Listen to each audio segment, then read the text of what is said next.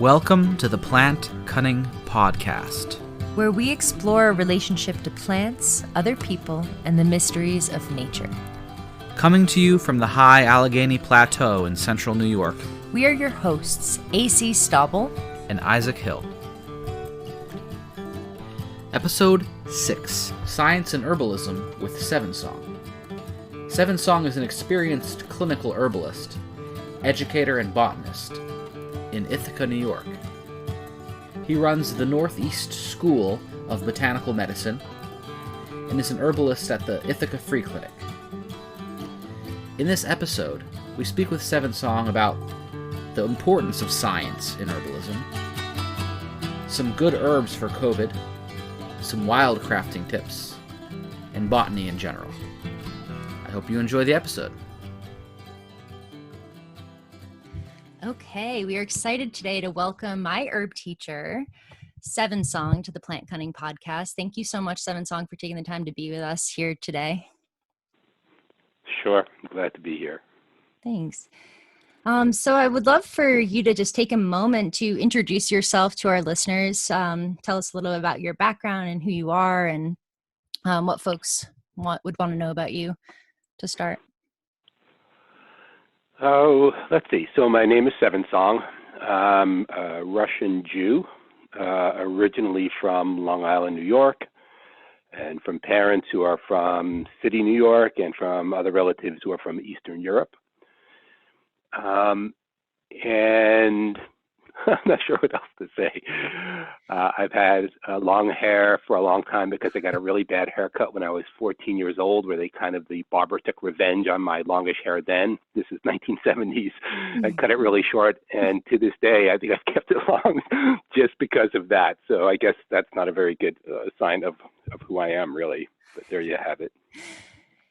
How did you first get into plants? Like, what was it that brought you to herbs and nature?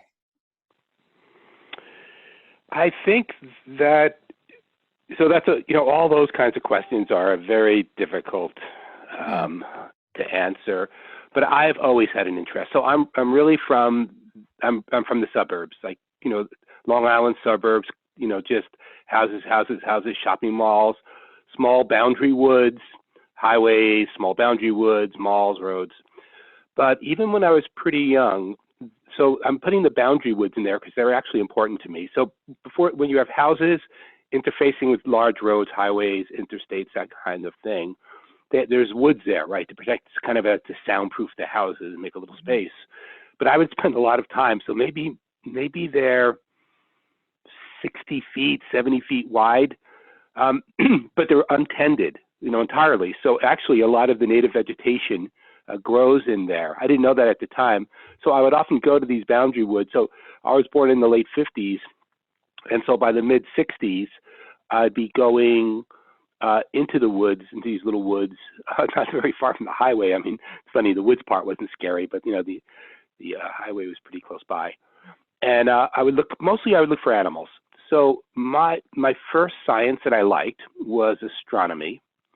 And so I had a little planetarium, really cheaply made. Like these, it's amazing, like with computers, and there's just like planetariums like that are so much better. Mine was, this round globe with holes punched into it. And I would go into the bathroom in our house. The only place, there was a downstairs bathroom without any windows, but there was lots of mirrors. But I would, I'd just look at the stars in the little planetarium. And then not too long after that, the next science that I became interested in is herpetology. And herpetology is the study of reptiles and amphibians. And that hasn't changed at all. I'm still quite interested in, if AC, I'm sure I can tell you, if we're walking around and we see some interesting frog or toad, it doesn't have to be that interesting, or turtle, I often take notice. And then later it became plants. But actually plants, I didn't really start taking an active interest in plants until my late teens, early 20s. So plants were much later. But part of what I'm saying, I guess, also is I've always been one of those people that is interested in both science and nature, and really the science of nature. How do things grow? What is photosynthesis? Why do clouds have certain shapes? That it's always been a deep part of my life. So my interest, I think, has been forever. in my family, my father had some interest in that. Unfortunately, he felt, I think, trapped in a job where he didn't get much time out in nature, because I think he would have enjoyed it. But he would do things, he was a hobbyist, so he would collect leaves and put them into clipboards or collect pieces of wood and sculpt them. I was more on the wanting to study them. And that really hasn't changed at all. I mean, for a while in my late teenage years, I had very little interest in anything except, trying to get through the world, which seemed very paradoxical and complicated. I mean, it still seems very paradoxical and complicated. Yeah. But back then, it was way more confusing because my own brain was way more confused. I guess that happens in teenage years, huh? I think it's pretty prevalent.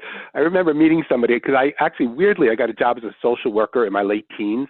Oh. And I had no study for it, any training for it. And one of the people we worked with always talked about how happy she was. She's only in her early 20s, but how, satisfied she was as an older teenager. And I just never really could believe her, right? But I think it was true. I think, but it's true. Lots of human teenagers go through troubling times as they try to figure the world out around them. And so plants started coming in my early 20s. My first herb school was 1981 in a school called the Platonic Academy of Herbal Studies, and in Santa Cruz, California. I'll say it again because it's really the name of the school, the Platonic Academy of Herbal Studies. Did they study hasn't been around for a long time. Do they study like the ideal forms of plants or something?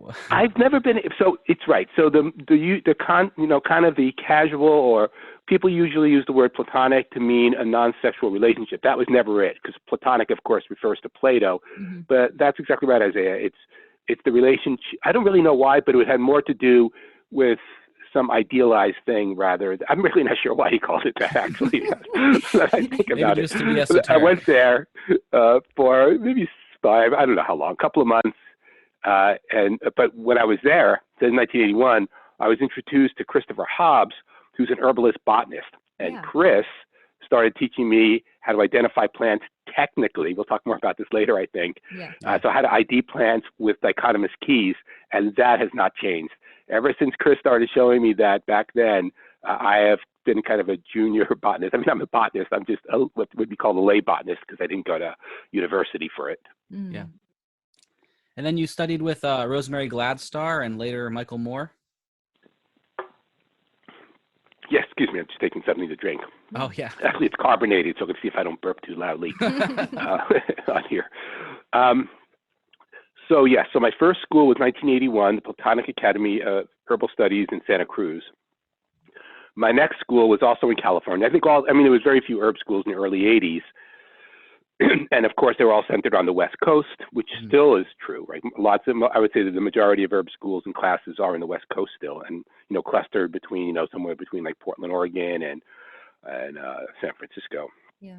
So then in 1983, I went to the California School of Herbal Studies, and Rosemary Gladstar was one of the teachers. There were many teachers.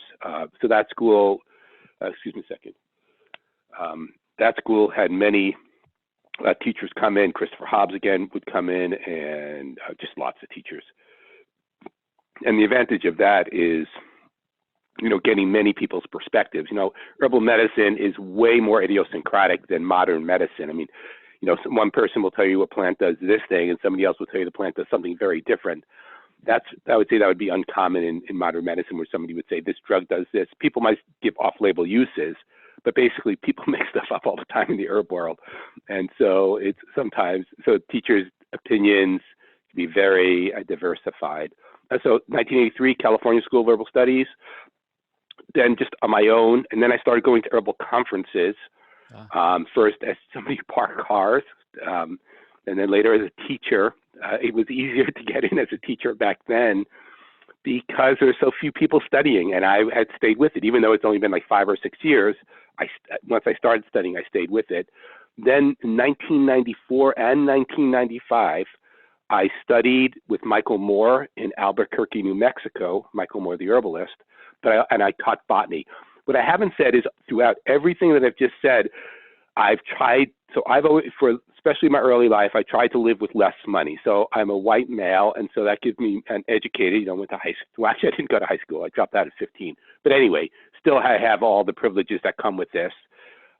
but even with that, I tried to just, have more of a, I don't know, a vagrant or wandering lifestyle. Yeah. And so I did lots of trades. So for instance, going to Michael Moore's in order to get to that school less expensively, I taught botany, which was, as I said, in 1981, I started studying this, and now we're talking about 1994. So I taught botany for Michael Moore for 2 years. That little laugh is the first year I taught botany for Michael Moore. I was so freaking nervous. I just I had never because it's a bunch of peers, and standing up and teaching it. And I really, there were times I thought I would just poop my heart, right? Really? Not in a good way. Yeah, I don't see you as a nervous teacher, so it's really heartening to think of you as starting out being nervous, because then that makes me, who's starting out, feel a little bit better about being nervous. So everybody listening to me right now, to Isaiah and AC and anybody, almost all herb teachers are nervous, and I have to tell you, so I teach regularly at conferences. Lots of us are all in our rooms studying nervously before we teach classes. So there are those that are just confident and they've done all their studying beforehand and they're relaxed. But I can tell you right now that I could definitely speak for myself, but I could speak for many others because I hang out with lots of herb folks. And many of us, especially if we take on a new class, if I'm doing a first aid class, something that I've taught, hundreds of times, it's one thing. But let's say I'm doing tomorrow night, I'm doing a class being an herbalist in a free clinic. I've only taught that a few times and I keep changing it. So more nerve-wracking. But when I first started out, damn, I was so nervous. I didn't know if I'd ever get through it. Just like any time when you're nervous. But I did, and you can too, people listening to me. Thanks, Seven Song. So what was it like studying with Michael Moore? From my understanding, he was quite the character. Yes, character goes with a lot of herbalists, really. So Michael Moore's character, he kind of plays the grump or the curmudgeon, right? So he would call me Seven Stibbles. I don't really know what that means, but I think it was, it wasn't really positive. It wasn't, and he would have other names, but in a way, him just recognizing you and having a nickname for me meant something. So for instance, most of us herb teachers tend to memorize all of our students' names, or it's not memorize, you want to know your students' names, not Michael Moore. So much more like in a teacher role, and we came into the class.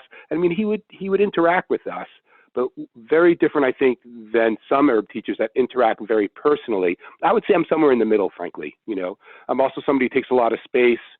But Michael, I think, was a little more distant, but definitely gruff would be a really good word for him. The advantage of studying with somebody for more than 1 year, though, is you get to see their knowledge grow and their opinions change. So again, in the mid-2000s, well, really around 2002, 2003, 2004, I taught botany for him again. But it was very different at this point, so that's quite a while afterward. But I would just come teach botany for a few days and then I would leave. So not like previously where I had, I was taking all of his classes as well. But here's the thing that Michael Moore taught me that I'm hoping to teach today on this podcast, which thank you both for inviting me. And that is, you could be a non-spiritual, scientific-minded herbalist. So dogma is everybody's trap, right? Dogma is a spiritual trap. Dogma is a science trap, right? So when inflexibility is always a problem. So I'm not, when I say science, I don't mean inflexibility, but my perspective, and Michael Moore helped it because Michael Moore, I would say, was a very science-minded, he was a very science-minded herbalist. Again, that doesn't mean he's dogmatic and has to follow rigorous scientific principles, and every herb has to go through, a double-blind, random, placebo-controlled study. It would be great if they could, but they don't happen. Mm-hmm. And so it's just for someone like myself who's in the herb world where spirituality abounds strongly, who doesn't have that as a part of, it's not something that's a part of me because it's just not a part. I'm not interested. My interest lies elsewhere. And to have a teacher who's well received, and gets a lot of accolades and is very science-minded was just a big relaxing moment for me. And so I want to do that for other people. So if you're, it's not that I'm asking people not to be spiritual, but I'm asking for people who don't place their spirituality onto me.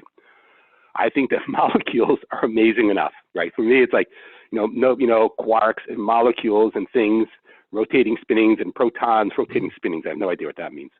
So That's my perspective, and I want other people who are more like that to feel comfortable. So again, this is not to subdue anybody else's beliefs, Right. but this is to just let those who are more like myself, and when we see a plant, wondering about its chemistry and how that interacts with us physiologically, what receptors and enzymes that works on. And sometimes the language is different, less of an energetic language. Yeah. Well, I know for me, having known several people who took your classes, went to your school, they were, interested in studying with you because you took a very scientific approach to things, and they could go other places to learn about the other aspects of plants. But I was reading in your eulogy or tribute to Michael Moore that about this, what you were just saying, and you mentioned non-reductionist science. So I was interested in what that phrase means to you, because it seems like so often these days, science can be very reductive. Well, I would say spirituality can be very reductive as Of well. course, yeah. I sound like a bit of a counter. So I haven't used that term in a long time, so I have to think about this. All right. So reduction means everything is brought down to a basic principle, and that principle has to hold up under a scientific, rigorous light, right? So reduction is basically everything has a basis that could be proven. And of course, that's not always true, or not always true yet. For instance, in the world of mental health, to try to reduce somebody's complex personality and to reduce and say this person has anxiety, or this person has, terminal anxiety disorder, or even more specific than that, that would be reductionistic. But it also reduces the person to just like a set of words rather than a whole living complex being. So I would think that Michael Moore took a bigger picture approach. And so while sometimes things can be reduced, sometimes you can say belladonna is due to its anticholinergic tropane alkaloids. That would pretty much be true. But I would also say that chamomile cannot be reduced to like azulene or some of the other flavonoids within it. So I think that when we talk about this, some things have ability to be reduced and fun to do it that way, and then other things, So I guess the word reductionistic there could also be transformed into the word dogmatic. I would say non-dogmatic herbalist. Yeah, and I guess that's true with plants, especially that have been one compound has been extracted and used 1,000 times in lab rats, like comfrey or something like that, where usually there's a lot of different compounds working together. Well, that one gets tricky because sometimes one compound, it's funny because I was just reading about a compound, it's a plant hardly ever used medicinally anymore, but it's buttonbush, Cephalanthus occidentalis, and it has a very potent toxin in it. I don't really know, it's not used enough by people to really understand its play in there, but I guess sometimes it's important. So like with comfrey, the alkaloids, there's a group of alkaloids called pyrrolizidine alkaloids. And so they can be toxic. Some pyrrolizidine alkaloids are very toxic. With this, there's no question. The question is, which pyrrolizidine alkaloids and how much do you have to ingest to reach a toxic? Because as we all know, everything has potential toxicity. It's a dosage thing. Like the most simple idea is just water. Too much water can kill. But that's very simplistic because, comfrey, other toxins are much more potent. So I think when we say that comfrey is dangerous, I don't think anybody's saying the whole plant is. It's these alkaloids in them, but those alkaloids do present a potential problem. Say with boneset or Senecio aureus, golden ragwort, or coltsfoot, all of them have pyrrolizidine alkaloids. They're all, Asteraceae. And there is a question of, is there toxicity? And then often the balance is which specific pyrrolizidine alkaloids and how much do you have to ingest and in what form and what part of the plant? But yeah, so the counter to that is St. John's wort was touted for its hypericin content. So in the 90s, St. John's wort flew to the top of the charts, the herb charts, and hovered there for a while, selling, helping retailers and growers and sellers make a lot of money. And they were basing the antidepressant qualities on this chemical called hypericin. The genus is Hypericum. But that just wasn't true. The plant is not the antidepressant qualities of St. John's wort are, nobody knows what they are yet. It's probably a combination. So in there, the reductionism was not helpful in any way. Mhm. Yeah. I was wondering if you could tell us how you stay current on these things. How do you stay up to date? Is it like medical journals and news? And you mentioned conferences before. Um, It's totally Sean Hannity and Fox News. That's all I. That's what I had guessed, actually. Because everything they say is just so clearly, what I'm going to believe. So people who don't understand, I am sarcastic. So that's the opposite of how I feel. Yeah, no, it's good to be clear. Yeah. All right.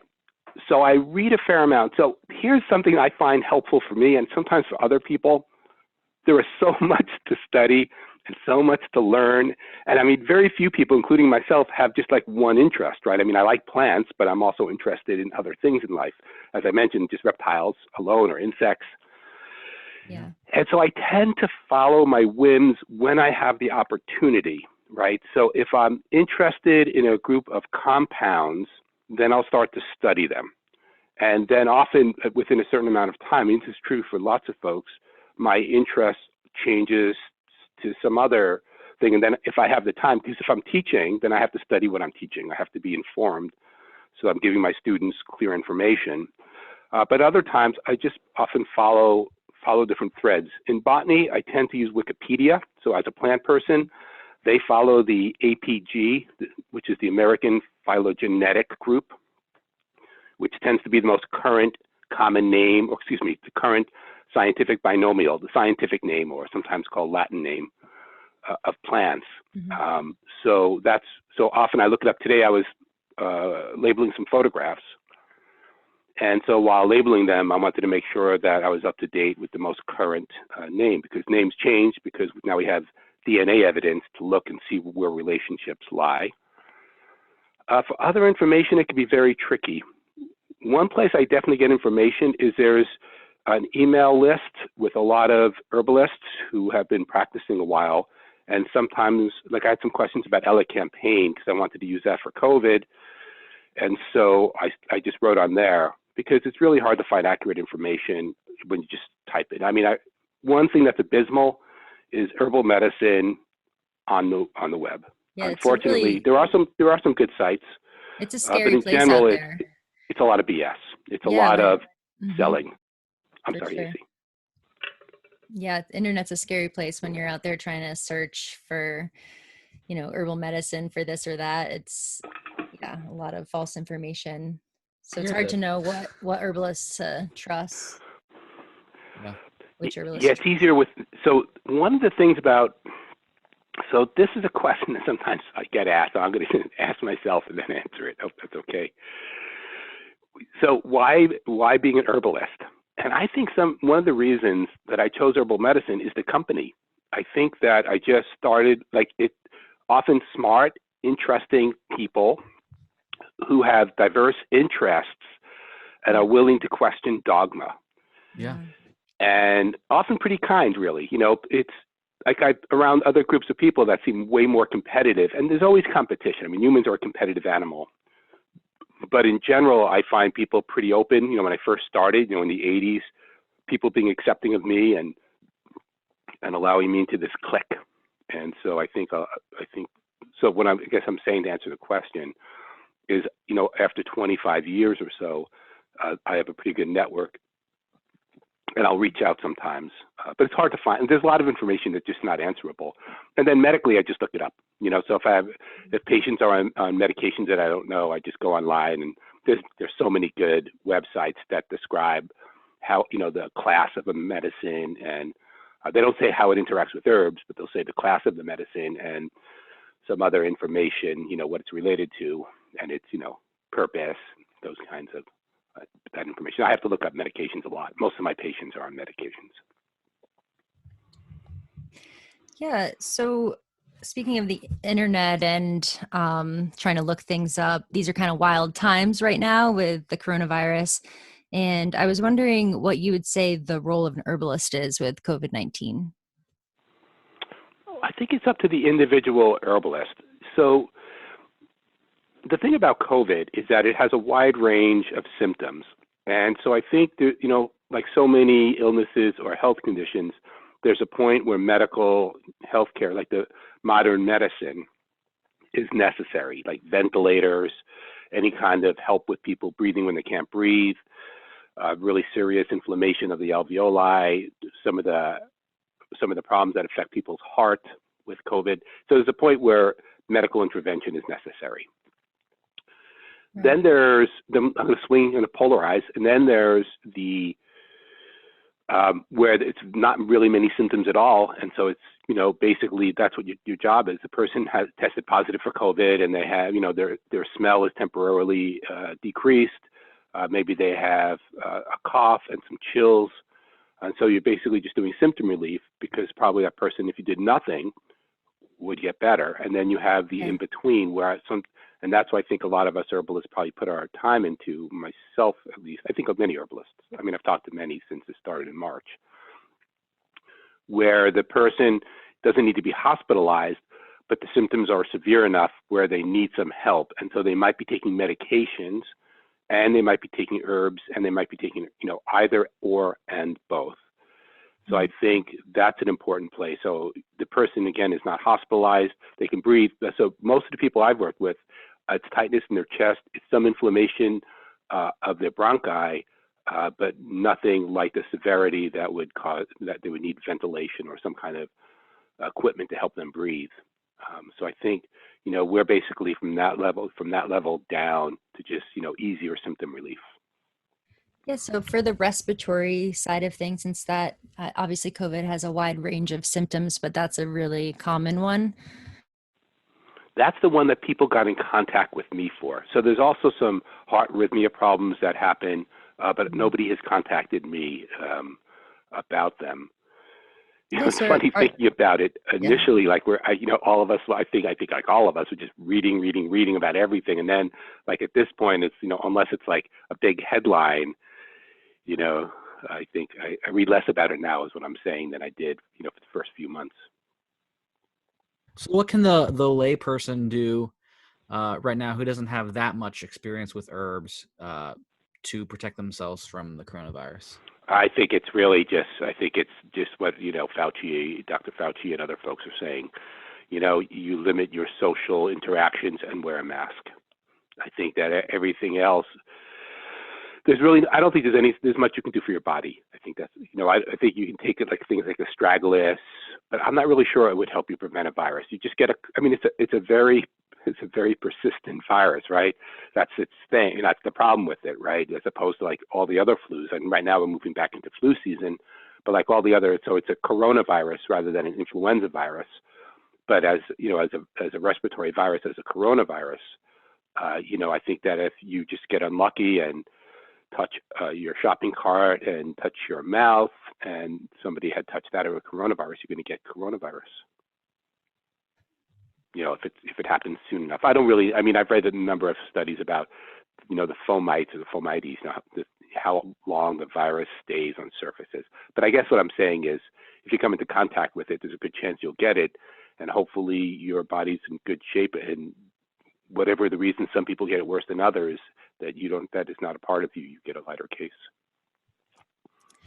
Right.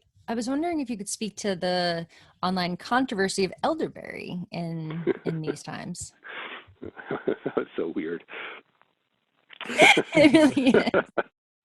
All right. So what happened is basically there was alarmist posts by somebody who said they were an herbalist. They might be an herbalist, might be a good herbalist, about something that they learned from their teacher. And so it has to do with what's called a cytokine storm. So this is straightforward. A cytokine storm is when a bunch of immune cells get activated in a disease and they cause the harm. In fact, that's true even without cytokine storm. So COVID-19 is a virus that gets into your alveoli. When it gets into your alveoli, your white blood cells come into the area, which creates inflammation. The job of the white blood cells is to kill the virus, but the secondary effect is you get inflammation of the alveoli, and then you can't breathe. So take that and times it by a very large number, and now you have a lot of white blood cells infiltrating, making it very difficult to breathe. So this is what a cytokine storm. So cyte means cell, kine means movement. Storm is a very metaphoric term for this. And so somebody had written that elderberry could increase the potential of the cytokine storm. It does happen. I mean, it happens in pneumonia. It probably happens in COVID. It's just uncommon. It's always a medical emergency, though. And so what really happened is just this kind of meme post went around, and it was really, there's nothing to it. First, elder is not nearly that strong. And really, I don't know any herbs that create cytokine storms. You would have to like whip up the immune system to such a frenzy to do that kind of harm. If elder did that, a plant that's been in continual use for hundreds of years by at least European folks, by probably many others, because also I see it growing in Central America. So many people, I think we would have noticed this a long time ago. So then we're putting in like a separate situation. So it doesn't do that with normal, influenzas or coronaviruses, but how about COVID? But there's just there's really zero to it. Like nobody has seen that. And so it's just one of these things that make me hope we have a new president in November. I really won't change that. I just hope we have a new president in November either way. Yeah. So are there any herbs or herbal actions to avoid if somebody is in the stage of COVID where their respiratory system is, really congested and they're having a hard time breathing? Are there things that you wouldn't do? I would avoid the first thing is protective. So the thing that really irritates people who have COVID is smoke. So, like you would imagine like a really bad scenario is if you live somewhere in Colorado right now, where there's a lot of forest fires. Oh man, yeah. And you have it because breathing in is going to create more inflammation. All particulate. So the first thing is avoidance of particulate matter, meaning smoke, in your lungs. Herbally, I don't know anything that I think like some herbs I might not use a lot, like lobelia, because it can open the bronchi up. But that's only if there's smoke in the air or something, where you might get more stuff down deeper into your lungs. I'm not really sure. I mean, I might change my mind later. I can't think of any herb that I think would increase the inflammation of COVID-19. Are there any go-to herbs that you're finding for reducing inflammation? Yeah, so my go-to herb is definitely elecampane, which has become more and more common here in the Northeast. So I live in Ithaca, New York. And we have, in the past, it used to be like, I've had this 1 or 2 elecampane plants that have just been here for like 20 years. In the past 5 or 6 years, now there's like 30 or 40, and they're clearly becoming established and very weedy. Fortunately, it's a beautiful plant. It's not that hard to control. But the roots of that plant is one of my favorite anti-inflammatories for the respiratory tract. And I would follow that up with pleurisy root, otherwise known as butterfly weed, which is Asclepias tuberosa. Unfortunately, that's uncommon upstate New York. Every once in a while, I'll see some wild plants. There are many parts of the country, actually, it's very common, but not up here. I actually saw one plant in this little patch of woods in Syracuse, in like downtown Syracuse. I was so proud. Yeah, I was so happy. Planted there. They use it as a landscape. It was sort of like a wooded area up on a hill where there maybe used to be a house, but nature had taken it back over. I was like, yeah, like weeding around it. Yeah, there used to be a big patch. I forget the name of the exit, but where you get off to go to the Onondaga Nation, there used to be a bunch growing on the side of the road, clearly not planted. And there's a bunch growing around Junius Ponds, a little bit closer to Rochester, also looking not planted, also covered in poison ivy, like just strangled just over the top. I usually see it on the side of the road too. But that kind of leads me to a next question about wildcrafting. I mean, there are certain places you probably wouldn't want to wildcraft. Pleurisy root, and maybe the side of the road would be one of those places. But you wildcraft most of your herbs, right? No, I would say I used to, but ever since working in the free clinic, I have to rely on a lot of donations. So do you have any tips for Oh, wildcrafters? yeah, lots. So I still gather lots of plants, and in my life, I've traveled and wildcrafted throughout the United States, throughout the continental United States, anyway. So it's been a big part of my life. It's still a part of it. Though my body, as it gets older, it gets harder to dig out big roots during blazing sunny days in southern Missouri. Well, the first thing really about wildcrafting is just ethical, right? So not so much legal. There's legalities as well, but for me, more important are the ethics of it. Are you hurting a population, and not just plants, right? When you gather plants, you could be hurting animal populations, insect populations, human populations, as well as, of course, plant populations. So for me, the first thing about wildcrafting is my wildcrafting sustainable. And some things, of course, are very sustainable. I mean, if you're gathering burdock root or dandelion root or nettles, those plants are just prolific. If you're gathering some wahoo, like Euonymus, I think it's Etroperpereus, it's a native plant. It's less common, where it grows. I'm just giving you an example. There are plants that we have to be really careful. And then there are plants I just stopped using. Like I stopped using golden seal entirely in my practice because even though it's being grown now, it's just like the populations have been so decimated, and there's plants like barberry that seem to work as well. So why bother using this plant? Why still have it like this popular thing in the herb circuit? So for me, a lot of it again is ethics. And so as a botanist, one of the things to know is it native or non-native? Non-native plants generally just do better, right? Because they've already moved into an ecosystem, are establishing themselves. A plant that's native can be often more damaged by altering the ecosystem. So you can easier to damage black cohosh than nettles, something like that. And then good tools, right? Good digging fork, good set of pruners, hori. So, not having crap tools that break easy or just harder to use. It's easier on the body. It's usually easier on the land around you as well. But there's a lot. Just so folks know, I have like a 16-page handout on wildcrafting on my website, probably 7song.com. Yeah, that's good to know. We'll definitely put it in the show notes. You have such a generous wealth of information on your website that everyone listening will benefit from. So thank you. So I guess another big important thing with wildcrafting is correctly IDing the plants too, which I know you probably have no problem with. But it seems to me that one of your biggest skills is that you said you learned from Chris Hobbs way back when is keying out plants. And there are a lot of amateur botanists out there who can ID things from a book, like by pictures or whatever. But how do you for somebody who doesn't know how to key out a plant, like what is keying out a plant? How do you get into that? So keying out is another term for dichotomous keying. That's really is just a shortening of dichotomous. Dichotomous means two choices. And so when you key out a plant, so sometimes you have 3 or 4 choices, but most technical books. So first, the word for a book that has all the plants of an area is called a flora. So the word flora is used in numerous ways, but for instance, if I have a flora of Cortland County, the county north of me, that means it has all the plants of that area. So because in order to know what plants don't grow there, you have to know all the plants that grow there.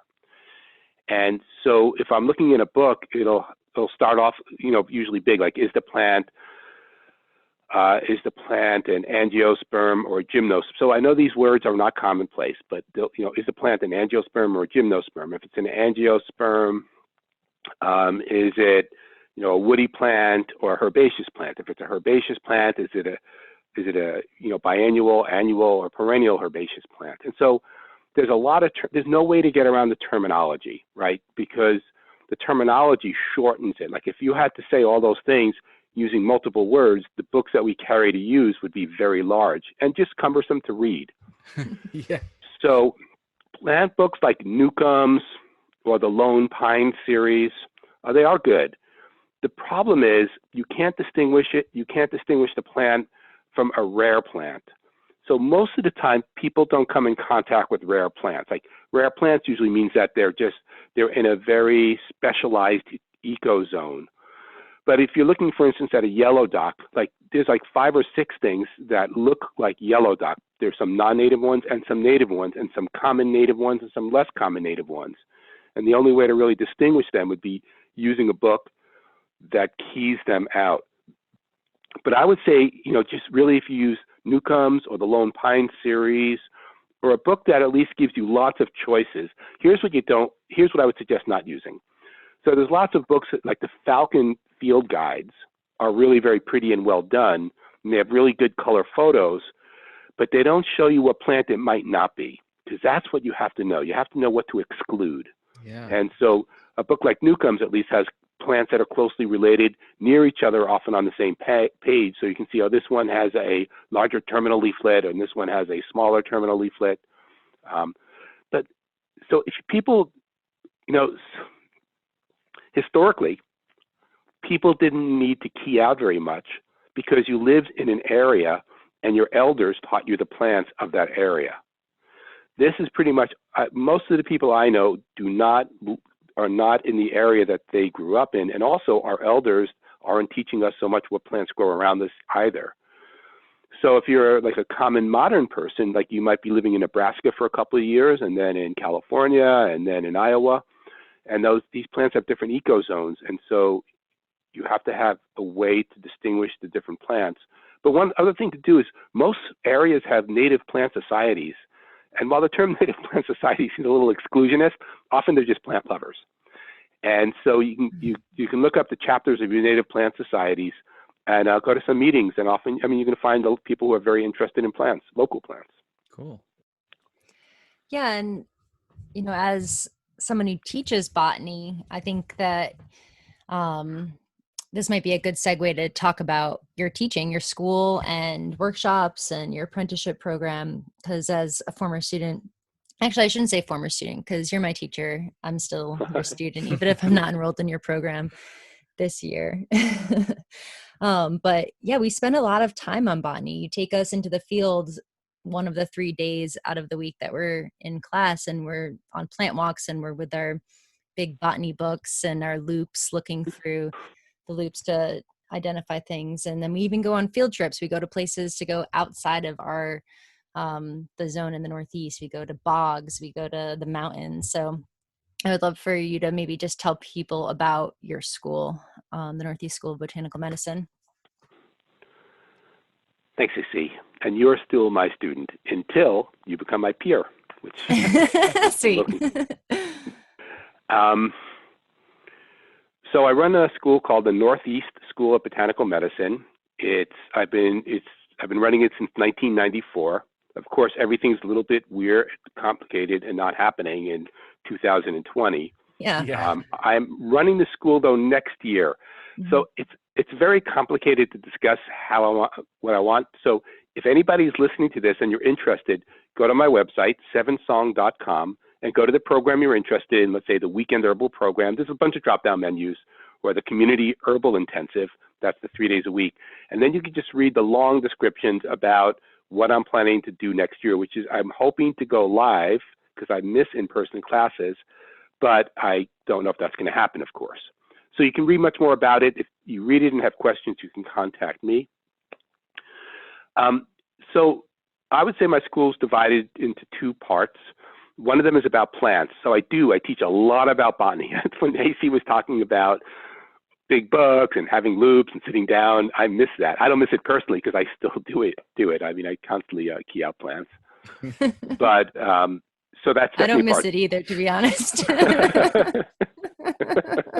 I think most of the students leave the school and are just so glad to get rid of their Gleason and Cronquist, which is the technical book that we use to identify plants in the Northeast. Mm-hmm.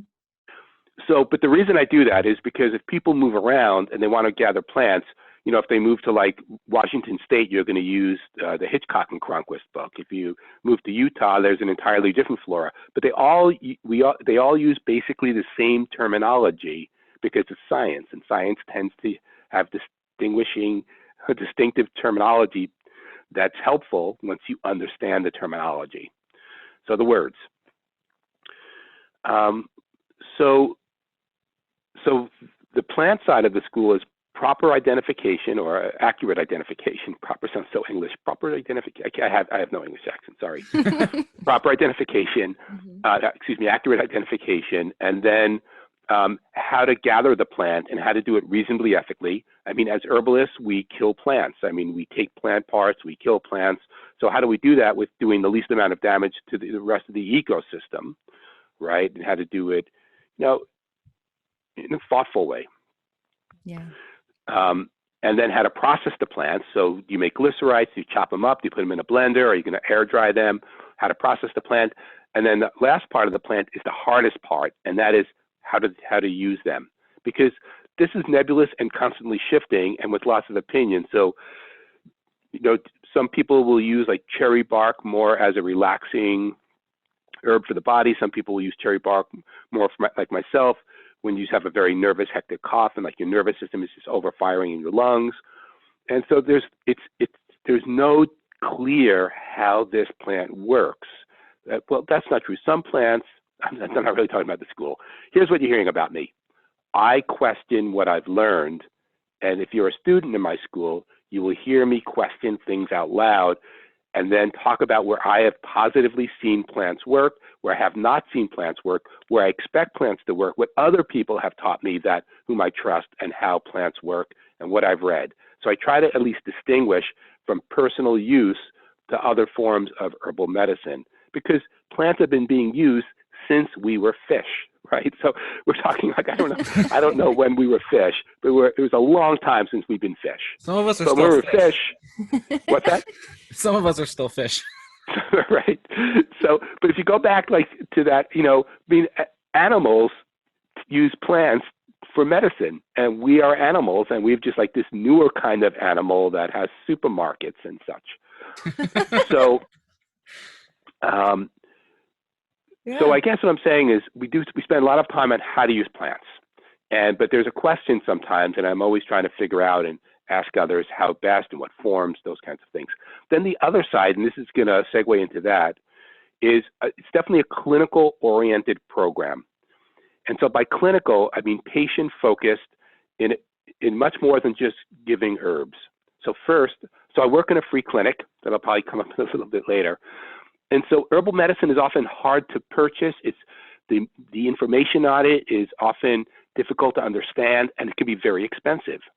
So one big part of the program is how do we make plant medicines, herbal medicines, accessible and available to people? How do we use language that's more inclusive?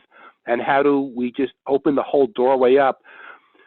Because many people are not going to gather their own medicine, nor should they. People do different things with their lives. Herbalists, one of the things we do is we gather plants and make medicines for people.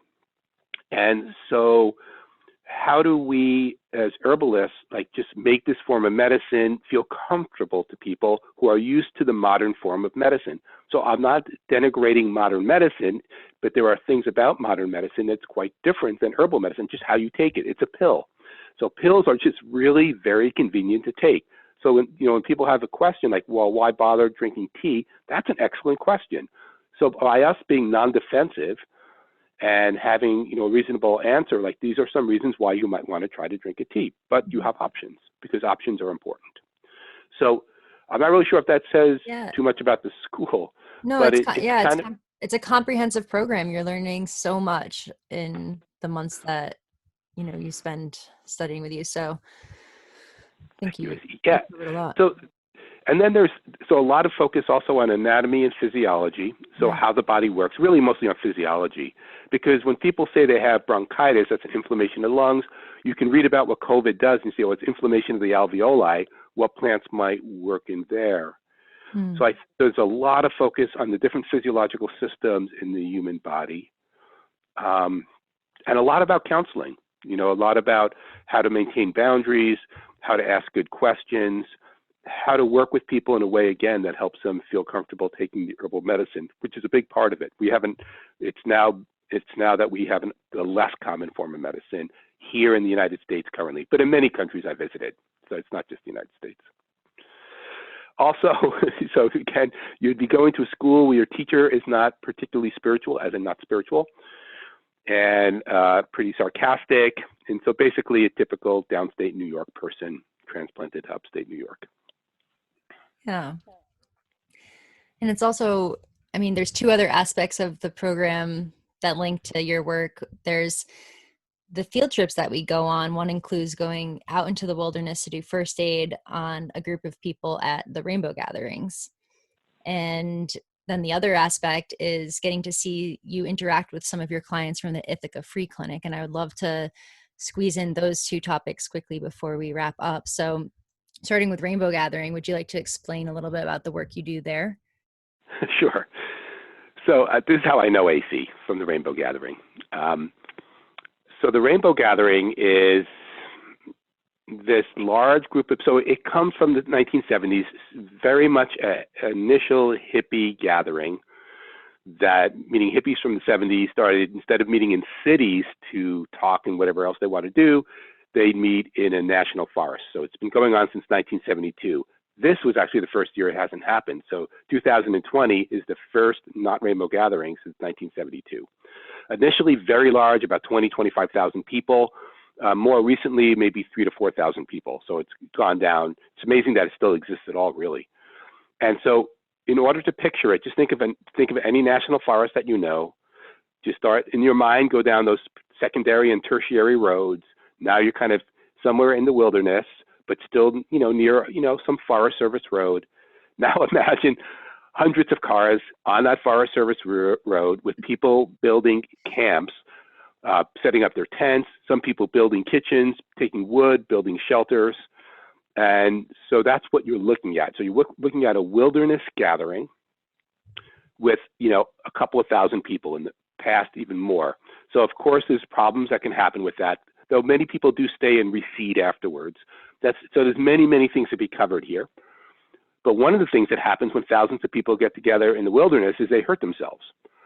And so that includes like just hurting yourself by spraining your ankle or hitting your ankle with a hatchet when you're cutting wood, or it could be an exacerbation of a pre-existing condition. So you have some kind of inflammatory bowel disease and now you're bleeding out your rectum. So for us, we're constantly doing first aid. We see a couple hundred people, like about 700 to 800 people over the course of this time. I started keeping count just a few years ago. Now, half of those people would probably be fine if they did nothing. Many of them really they hurt their feet because they're walking barefoot and they're not used to walking barefoot. So the remedy for that, of course, is shoes. So, but a lot of other people have some serious health issues or exacerbations of, pre-existing conditions. What that means is that you have asthma. Now you're having an asthma attack. What we mean by first aid is we're going to help with your symptoms. Maybe we'll help you figure out a place where to go or what to do afterwards.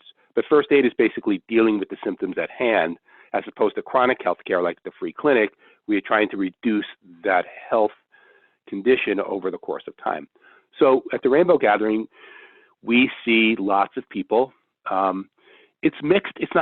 I'm not sure I would ever go if I didn't do first aid. So I'm saying this online because sometimes I find it a difficult place to be due to a lot of people going there. Sometimes it's complicated, but I like doing the first aid there. And I like a lot of the people who I meet there. And I do like watching this idea that a village can spring up with fairly basic equipment. There's no electricity there. There's no stages with music going all the time. I mean, people bring instruments, of course. But for us, so I've been bringing my students to the Rainbow Gathering since about 1994 or 1995, because we will see hundreds of people and you get a lot of first aid hands-on, which is a whole different thing than didactic learning, I mean teaching learning, by like this, by listening to somebody speaking, which is very helpful, but very different when you're interacting with people, because people, everybody has their quirks and health conditions have their quirks. So that's a big part. Yeah. So I'll go there. Yeah, this is the first year I haven't gone. I've been going every year since 1981. Wow. Almost every year. I'd like to know what the wildest thing you've ever seen at a rainbow gathering is. I'm sure you've seen a lot. I think, do you mean ironic or do you mean worst case scenario? It's the most like out there thing. I think so. I'm going to say this out loud. I think so. I'm going to go with the most ironic thing I think I've ever seen at the Rainbow Gathering, Nice. and that was. Maybe I shouldn't do it. I think Now you have to. Yeah. So there's this thing called the peace pole that exists in the Rainbow Gathering. So it's this pole that people gather around. And one day some people had a fight and somebody took the peace pole and like smashed somebody in the back. And I thought that's like the most ironic thing that I've almost ever seen. We had to get him to a hospital. There was first we saw him and then it was pretty serious. I mean, his back wasn't broken, but we needed x-rays. But no. so when I say there are parts That of the is Rainbow ironic. Gathering that I don't love, that's a good example. That sums it up, like the Rainbow Gathering. There's all kinds of people, you know. It's true, and there's some aggressive. I mean, there are aggressive people everywhere. I would not go to a place that was just people were really all blissful because that's not the world that I inhabit. I appreciate the fact that people are people, and going there is working with just people. People. I don't know. I'm getting a little bit. Let me try to sum that part up. I want to help lots of different groups of people, not just people that I'm in agreement with. And so even though there's a lot of people at the Rainbow Gathering more than other places that I would have that, there are people that are troubled that go there because it's free. So I didn't say this. The Rainbow Gathering is entirely free. The food is free. I mean, you have to bring your own tent, but basically, so you should contribute, but it's a free event. And so a lot of people go there from all different classes of folks. And so a lot of the people that we see there come from impoverished households. And because of that, they've never had, so this is not about hurting people, that's totally different. This means that they've never had proper health care. And that means like any new thing sits on all the older health issues. Like, so they've had asthma their whole life and they go to the emergency room and it's really bad and they just get treated right then. So they haven't been taking like let's say an inhaled steroid that might reduce the longevity, might reduce the symptoms of their asthma. So we work with a lot of people actually that have a lot of health risks. And I like working with populations that have been disenfranchised and trying to be helpful and connect them to herbal medicine. But there's just so many people. It's just really, if people just wore shoes, our job would be so much easier. It's just so easy to lose your shoes there, though. I haven't found that yet. And other pieces of clothing. Yeah, that might be true. There's that whole tequila song that might fit in right here. Yeah, so I guess that's a good segue to talk about the Ithaca Free Clinic. And you were saying you like to treat all sorts of people, and that's another big part of your life that I would love for our listeners to know about. Thanks, AC. So in 2005, a bunch of people got together, 18 of us got together. I joined about 6 months afterwards. Got together to help start a free clinic in Ithaca, New York. From the very beginning, the idea is that it would be an integrative free clinic.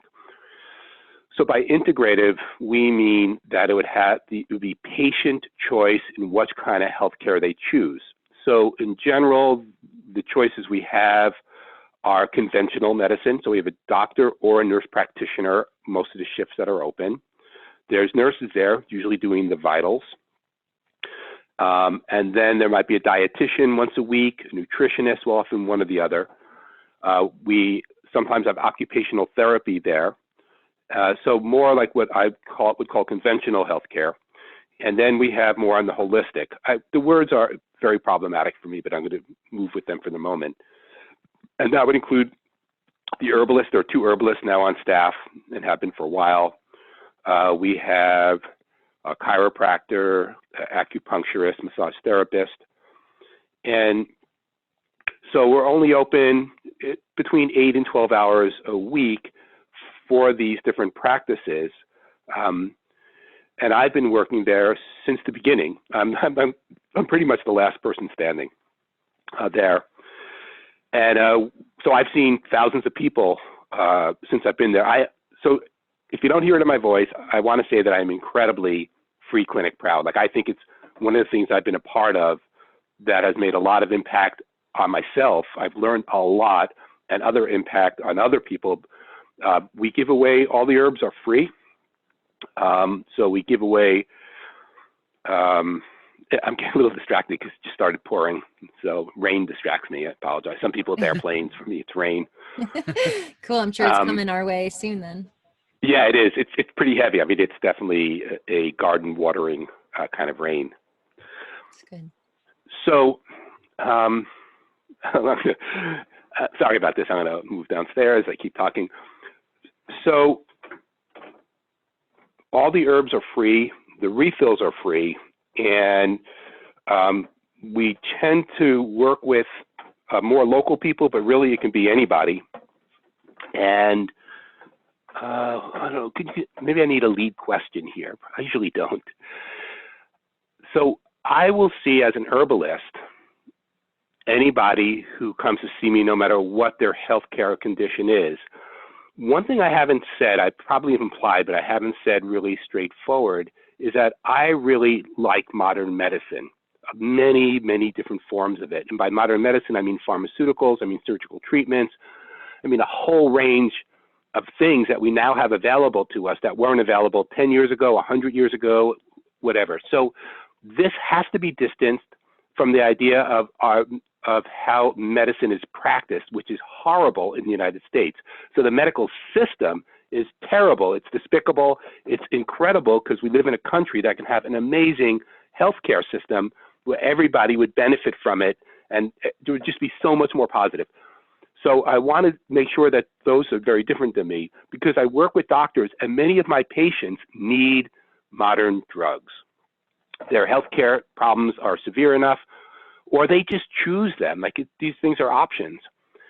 And so as an herbalist, I'm often working with people who have more severe health conditions, are on pharmaceuticals, and just helping people make choices about the difference. I'm going to reframe this a little bit.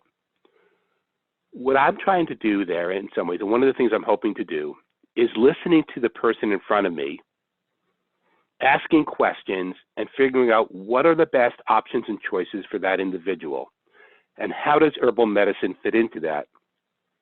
So one way that herbal medicine fits in more easily is that it's free, right? So that the whole price thing gets pulled out of it.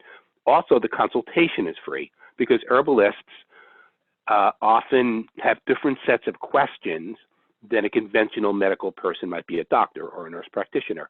I'm not saying one is better than the other. I'm not saying one is better than the other. I'm just saying our questioning tends to often have different lines of questioning.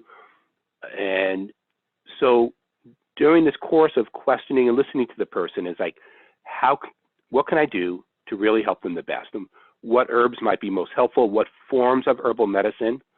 How much do they need? How much are they willing to take at a time? How much are they willing to get past the flavor of things? Because patient compliance is a big thing. About 80% of the folks that I see there have never used herbal medicine before. So there's a whole dialogue, there's a whole way of trying to make it seem palatable, and not just flavor palatable, but kind of intellectually palatable. So there's a lot to be said about the free clinic. If you're interested, by the way, I've been giving free Zoom classes online. If you go to YouTube and type in 7-Song Herbalist, I'm probably a little more coherent. There's some free classes that I'm doing my second one tomorrow night on this, which is October 22nd. And so I think that's it. I think, so one of the things is like, how does herbal medicine and modern medicine, how do they work well together? And that's still, for me, something trying to figure out by working with people and by speaking to medical people and trying to present herbal medicine in a way that makes medical people feel comfortable. And so then there's some pushback, like, why do we have to do that? And the reason is because I want it to be accessible. And if doctors are more comfortable with herbal medicine, then patients will be more comfortable. So it feels a little bit like we have to prove ourselves. And the answer is we do. It's just, this is the era that we live in. There's been other eras where herbal medicine never had to prove itself. But, so the realistic outlook is, this is what we do. And I find it very interesting. And so when I'm working with medical folks, I'm going to kind of divide them in two. And one of them is antagonistic to herbal medicines. And so their question is like, why would you use herbal medicine? But they're basically just saying, why bother using herbal medicine? Other medical professionals will say, why would you use herbal medicine? That's asking the real question. Why would you? And that's an excellent question. Like, we should ask that about most of the medications and treatments that we get. Why am I getting this surgery? Why am I taking this medicine? What's the advantage of this herbal medicine? Yeah, So absolutely. I like that kind of dialogue. Also, it pushes me to think more about why should they take an herbal medicine? What's the advantage to them? So that's a little bit on topic, a little off topic. If you're interested, you can go to our website, the ithacahealth.org. Right now, all of our sessions are online. So I still go to the clinic to make the medicines for people. That's where they're picking them up now. For a while, we delivered the medicines. But I go to the clinic, and then then we talk to people online. Then we make the medicines and leave them there for people to pick up. If they can't pick them up for whatever the restriction is, as long as they live local, we have like within 30 minutes of Ithaca, we'll deliver it for them. It's really great. And that's it.